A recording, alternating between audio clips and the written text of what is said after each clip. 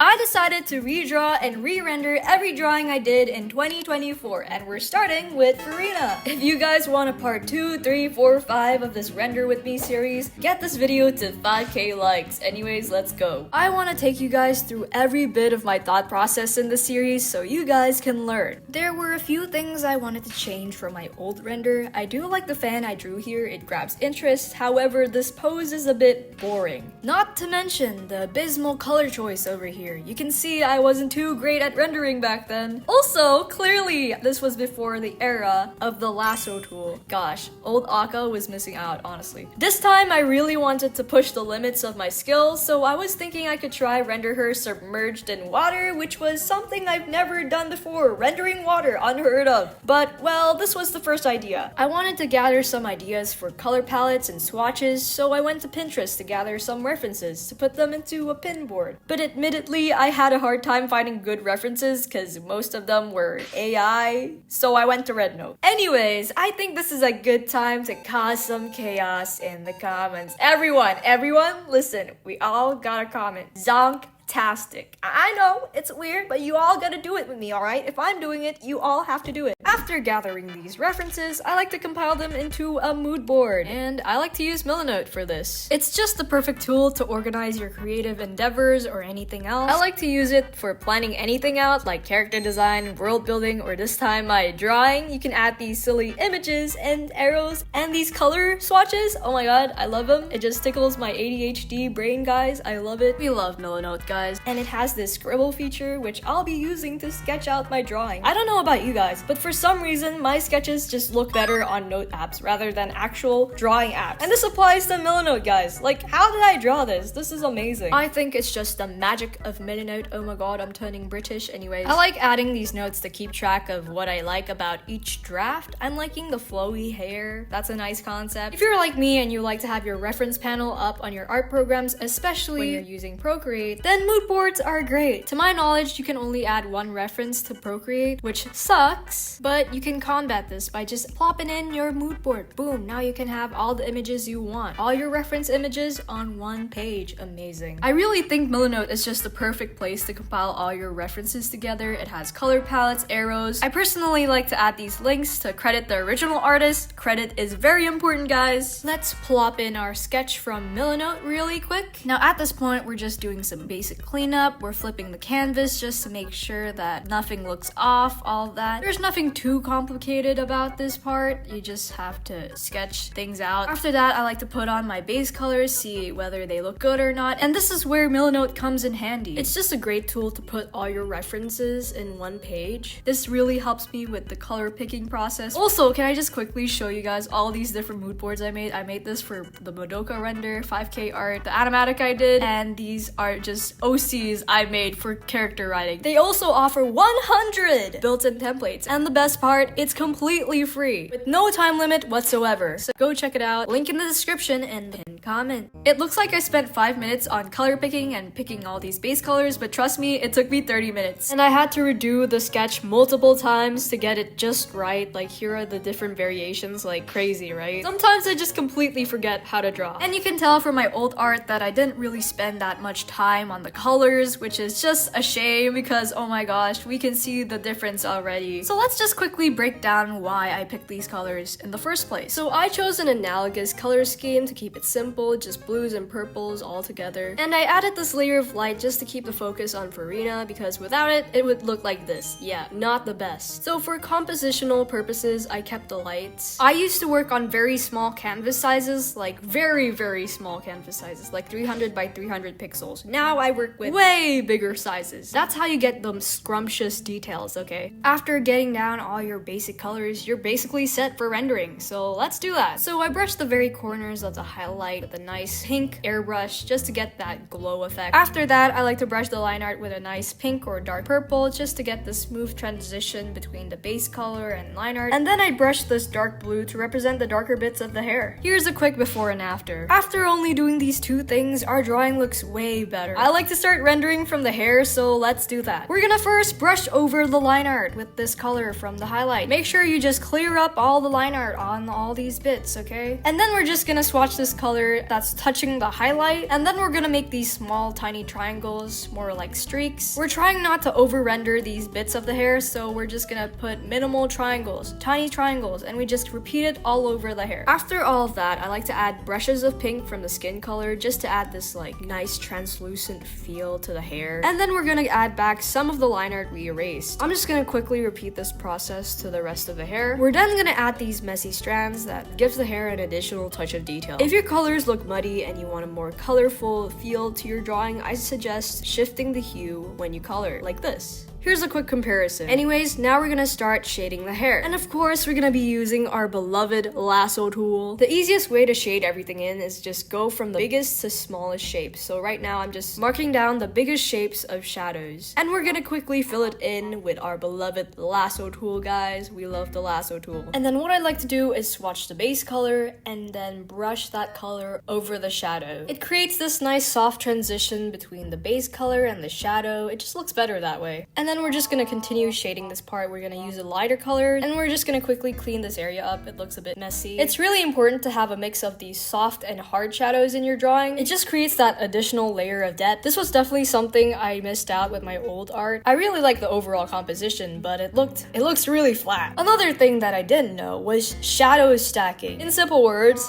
shadows have shadows, or you can just call them transition colors. For example, this color I'm using right now, it's an in-between color of the pink and blue. And you know what? The pink is actually a transition color too. We're pretty much 80% done with the hair. I just added a few more flyaway strands. The skin is pretty easy to render, you just need to shade it in. Since the light source is coming from the top left, these areas of the skin will be darker. I'm gonna be completely honest with you. I had trouble finishing this drawing. I went through multiple variations, like here. Just take a look, okay? The amount of experimentation, okay? I really didn't like how pastel it was looking, so I went to ibis paint to maybe like modify the colors, but I didn't like that either, and so I just kept working on it. But to spare you the painstaking details, I'm just gonna skip over that. I decided to redo the eyes because it was just throwing me off. I decided I wanted the eyes to look a bit translucent or something like that. I don't know. I added this nice tint of blue to the eyes because I thought it looked a bit too purple, and I made this little silhouette of the eye that's just peeking through the hair, just a stylistic choice. I tried fixing up the proportions on the shoulder. It looked a little bit too big, so then I just modified it. And then I just added the contours of the back. I had a reference when I was drawing this, I just didn't show it because I was like looking through the reference from my phone, so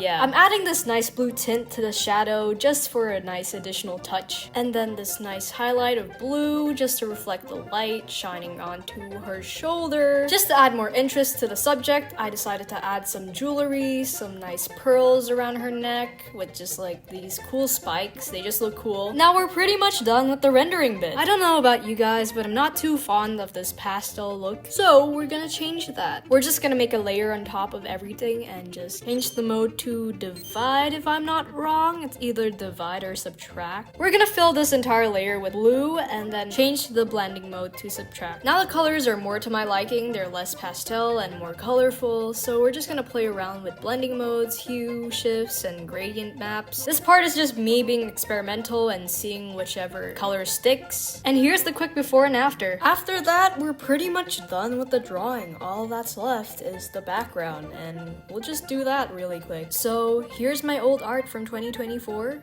And this is my new one. Very cool. Overall, I think the rendering on the new one is way better. However, we do need to work on the proportions because I'll be honest, the proportion on this one isn't too good. I think there's something wrong with the neck. I don't know why, but I guess that just means that I haven't been practicing my anatomy, so we should do that. Hope you learned something. This is the end of the video, and bye-bye.